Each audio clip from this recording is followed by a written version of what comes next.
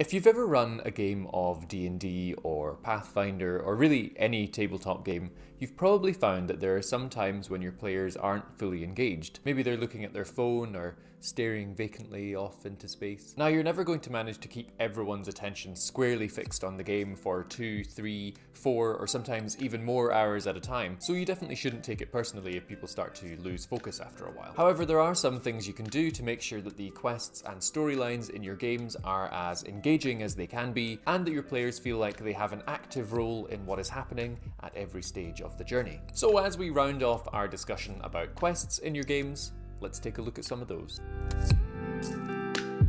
Most of the storylines in TTRPGs can be thought of as quests for your party to go on. They might only be a small part of the wider narrative, and there might be elements of them that are outside your party's control, but even so, the main way that your players are going to interact with and influence the game will be through questing. We've already talked about the different types of quests and the role of the quest giver in getting your players interested, so let's have a look at the other stages of quests. There are several phases to a quest that your party will go on. They might not spend long on each one, and they might skip certain phases altogether, but as long as you know how to make each one as interesting and engaging as it can be, you can be prepared to keep your players on task however they decide to approach things. First is the planning phase. Your party has their quest and they've probably established a few of the answers to their questions. At this point, they should probably know why they're on the quest, what it is they have to do, and to a certain extent at least, what the challenges might be. So now, at this point, your players, if they're anything like mine, will launch into a long, circuitous discussion where they weigh all of their options and they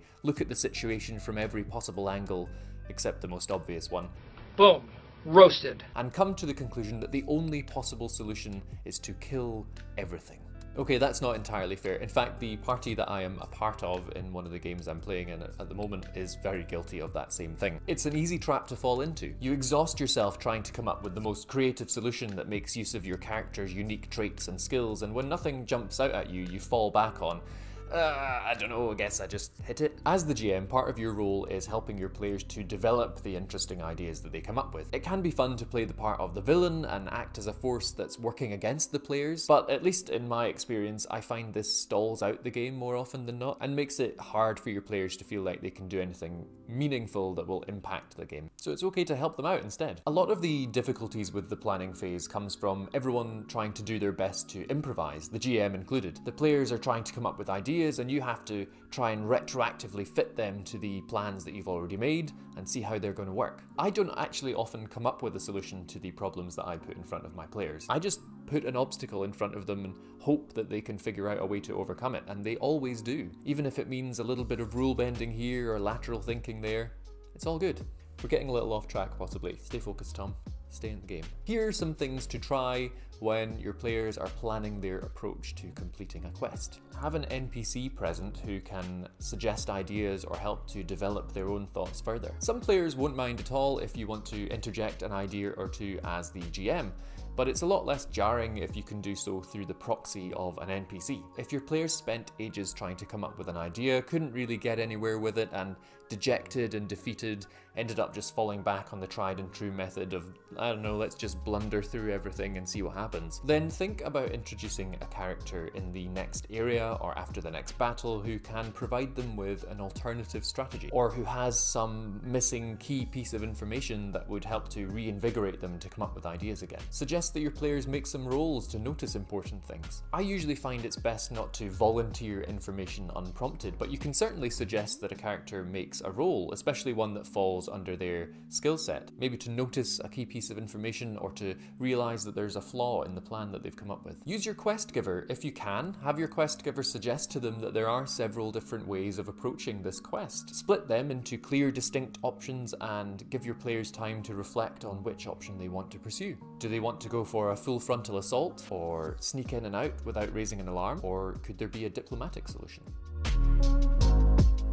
After the planning phase comes the action phase. The players put their plans into action and begin to do the work to complete the quest. This doesn't necessarily mean that they're getting into a fight. It could be traveling to a location, or doing some research, or trying to locate someone or something, or any number of other things. The main issue that your players will face here that might distract them or cause them to lose interest is that it can be harder for them to meaningfully contribute. If your party has opted for the stealthy approach, the chances are your paladin in heavy armor isn't going to be playing a very pivotal role. role. This is a difficult position for a GM to be in. It's not easy to juggle all of the different strengths and weaknesses of a party of characters and make them all feel included all the time. There are some things you can do, however. Challenge the players who have less to do. I'm going to go on a little bit of a tangent here to try and set up an example of this. There's a really good example of this in Campaign 1 of Critical Role, and if you haven't seen Critical Role, I'll briefly try and set up the scenario. One of the players, Travis, has absolutely zero interest in the segments of the show that involve shopping, or at least most of the others seem to find it a lot more fun and engaging than he does. On one occasion, when the group is out shopping, the GM, Matt, dangles something interesting in front of Travis. Now, Travis plays a very well-meaning but very stupid and very impulsive barbarian named Grog, and Matt makes it very clear early on that the guards in the area are taking a particular interest in him and his travelling companions as they move through the city. At the time, he is with the Artificer character played by Sam and his very poorly disguised, sort of leather-faced looking automaton that's walking through the streets with them, so they're definitely attracting attention at this point. I won't go into any detail about what happens. If you do want to see the clip, you just need to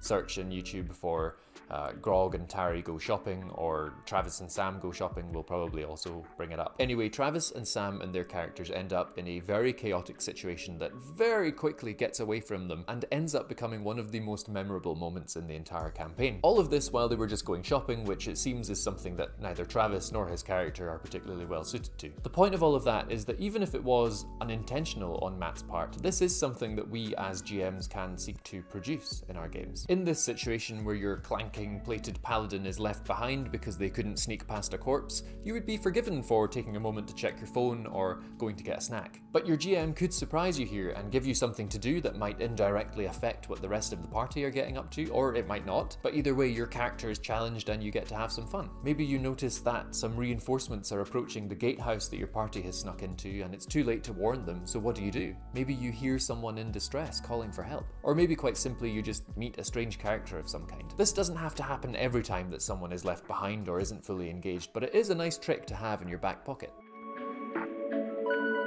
The conflict is the moment or moments that things come to some sort of a head. A trap is triggered, a combat encounter begins, a puzzle needs to be solved, something like that. In these moments, particularly in combat, focus is going to be with one player at a time, so it could be quite easy to sort of drift off for a bit when it's not your turn. That's okay. In fact, I would even say that as the GM, you really don't need to worry about this, aside from just being conscious of keeping up the pace as best you can. This is something in particular that I can struggle with as a GM. I sometimes feel myself bending a little bit to the pressure of time and forgetting to describe the battle in any detail or have the villain say or do anything that's particularly interesting. Being aware of it though, I can remind myself to take a little bit of extra time every now and then to make the whole experience more engaging and cinematic for all of the players, whether it's their turn or not. I would also encourage you to let your players describe their actions as well, as long as you don't have a monk in your party who takes 5 attacks every turn and spends 15 minutes describing each maneuver in vivid detail. The other thing to be aware of here is that your players will always be more engaged in the quest as a whole if they feel like they have a sense of purpose and direction.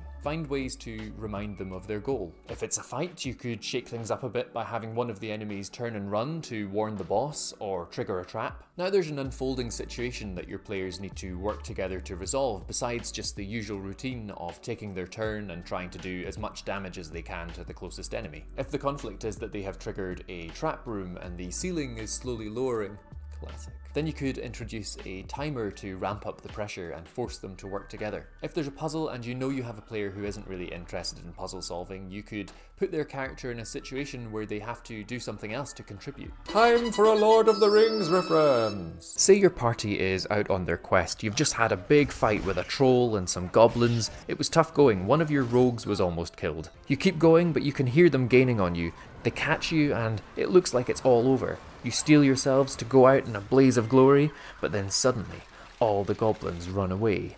Something worse is coming. The wizard rolls a nature check. He gets a 22. It's a goddamn a Balor. Run! You run. The ranger spots the bridge to the exit nearby. That's your goal. You start to head for it, but you arrive at a set of crumbling stairs over a long fall. You have to jump over some precarious looking holes to get across. At this point, the Dex sharpshooter fighter is a bit bored. They'd rather fight the Balor. They know that they can easily jump over any hole you throw at them with their +11 to acrobatics. But oh no! Now there's someone shooting arrows at you. They're too far away for anyone to shoot back and they've got cover from some pillars. If only we had a Dex sharpshooter. Wait a minute.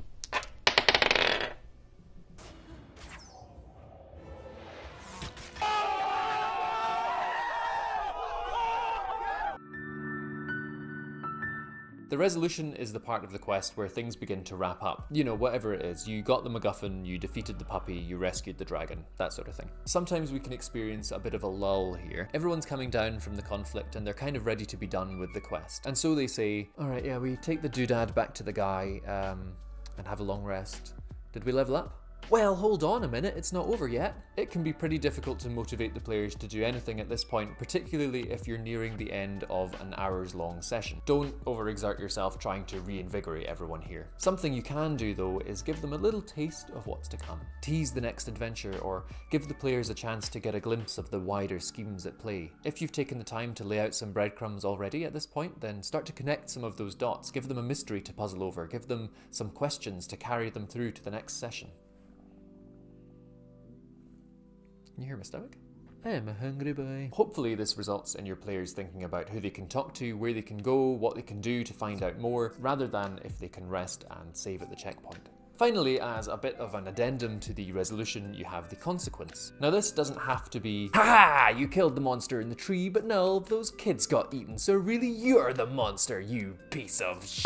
At least not every time. I've talked about this before, it could just be the collection of a reward, or the reputation gained, or maybe they get the chance to get an audience with an important figure they've been trying to get in contact with. Whatever it is, the best piece of advice I can give you here is to try and link it in some way to the next quest or story or adventure in your game, and do this as early as you can. Think of this as the perfect moment to introduce a new quest giver. And again, I mean more by that than just the crotchety old man who sends you to get him a dragon egg. See my video on quest givers for more about that. And there you have it. These are what I would consider to be the best ways to keep your players engaged on their quests. It's not always easy. I certainly forget at least a couple of them just about every session, but don't be too hard on yourself. You're the GM. You've got this. Game mastering is a skill learned over time, and if you're doing it right, you will never stop learning to be better. The next time we talk about quests, we will probably go into a bit more detail about quest design. That might not be for a little while though. I've got a whole list of other things to get to first. Starting with,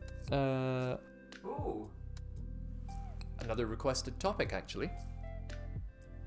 Designing new monsters. That will be a fun one. I will see you all then. Thank you for joining me. Be sure to let me know if you have any thoughts about what we've talked about today. Until then, stay safe and happy adventuring. See ya. So what do you think about my new setup here? I don't know if I'm going to keep it like this. I'm just not allowed to be in the living room today because actual work is being done in there. So, you know. But actually, I quite like it. Who knows? We might stay here. We'll see.